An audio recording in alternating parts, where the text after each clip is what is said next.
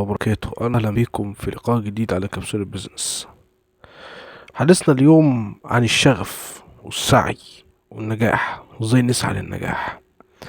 الحقيقة إن أوقات كتير جدا بيبقى هدفنا واضحة ومترتبة، كل واحد فينا عارف هو عايز ايه، بس بينقص كل واحد فينا بعض الأشياء اللي لو خد باله منها هينجح ونجاحه هيبقى مميز والنجاح فعلا هيظهر. لكن انا مش هكلمك في حتة تحديد الاهداف، اتكلمنا في الموضوع ده قبل كده، وعايز اكلمك عن اللي بيعطلك عن تحقيق اهدافك او بيعطلك عن ممارسة حياتك اليومية او شعورك بالسعادة نحو حياتك او بالكلية نحو تحقيق اهدافك. فهم الدنيا غلط اللي قالك ان تحقيق الاهداف بيجي من وراه ان انت توصل للمال او توصل لمبلغ معين من المال تكون انت حاطه في دماغك انك توصله فهتبقى سعيد. لا، السعادة مش كده.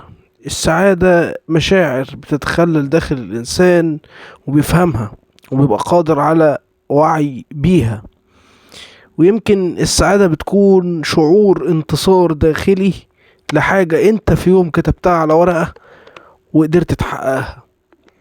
بل السعادة ممكن تكون هدف بسيط ليك دراسيا عايز توصل له، عايز تخش جامعة معينة، عايز تنجح في ترم، عايز تنجح السنة العامة، دي برضو أهداف وكل واحد ليه هدف يحترم. على فكرة التنمية البشرية بتقولك إن أهم حاجة تنفعك وانت بتحقق أهدافك وبتنجح في الحياة انك تبقى فاهم هدفك كويس جدا، وتاني نقطة تبقى فعلا وانت بتسعى في هدفك تكون فاهم ازاي تنظم نفسك بشكل كويس وتسعى صح. اي بمعنى ان انا اسعى بطريقة مترتبة وبطريقة فاهم بيها ازاي اوصل لهدفي بشكل صحيح.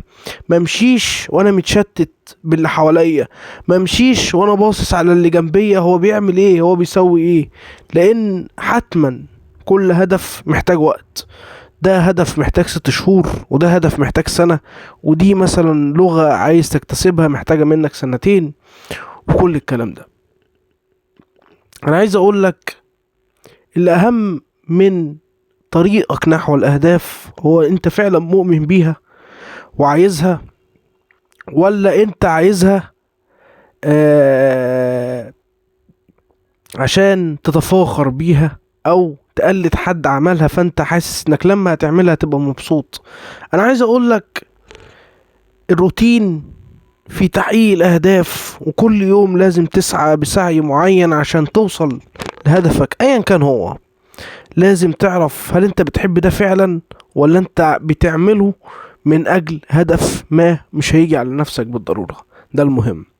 تاني نقطة بخصوص الشغف وانعدام الشغف، الحقيقة ان احنا بنرمي شماعات على حاجات ونربط بيها فشلنا. والشغف ان كان موجود فهو كويس، لو ما كانش موجود ففي المسؤولية، والمسؤولية بتحرك كل واحد مسؤول ان انا مش بنجح او بشتغل عشان خاطر بس ان انا شغفي في الحتة دي او انا عايز اتميز فيها، لأ، عشان اعيش. وده من المعاني الفلسفية في الحياة العملية، انك بتشتغل عشان مسؤوليتك في الحياة انك تشتغل وتكون قادر انك تصرف على نفسك او تصرف على بيتك او اهلك. ده بالضرورة على فكرة هدف نبيل جدا تقدر تحطه بين قوسين جنب اهدافك اللي انت عايز تحققها في حياتك. ولنا لقاء اخر على كبسولة بيزنس. السلام عليكم.